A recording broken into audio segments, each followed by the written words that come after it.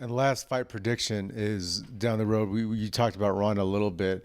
The women's bantamweight title has changed hands a few times since she's been champion, but she's also said that this will be one of her last fights. Seems like she'll be done soon. For as a fighter, if you have doubts, should you be fighting it? And how do you see that playing out versus Amanda Nunes? Yeah, that's an interesting fight. She's going to have ring rust. Ronda is. She's going to question herself. She has a lot of pressure. All the eyes are on her again. So everything is going against Ronda Rousey in this fight, I think. And Amanda Nunes obviously is a very, very good fighter. They're probably not going to get armbarred easily, I don't think. So, I think Ronda has somewhere in her, she has what it takes to win this fight.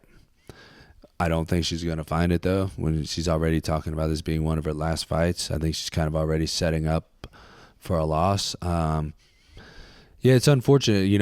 I think Ronda has a lot more potential than she even showed in the Holly fight.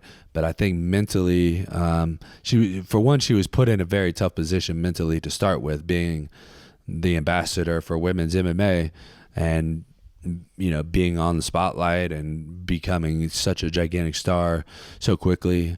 So I have some sympathy for her in that sense. But mentally, I haven't seen personally enough maturity out of her to be able to deal with everything that's going to be coming at her for this fight, on top of Amanda Nunes coming after her on top of this fight, or in this fight. And I think Nunes has improved a lot since we've seen her earlier in the UFC, and boy, she's a tough, hard hitting girl. So that's that's a bad news for Ronda. Because I don't see Ronda just hip tossing her and arm barring her like she did a lot of people, and I don't see Amanda coming at her crazily, like some people make mistake of doing, coming after her.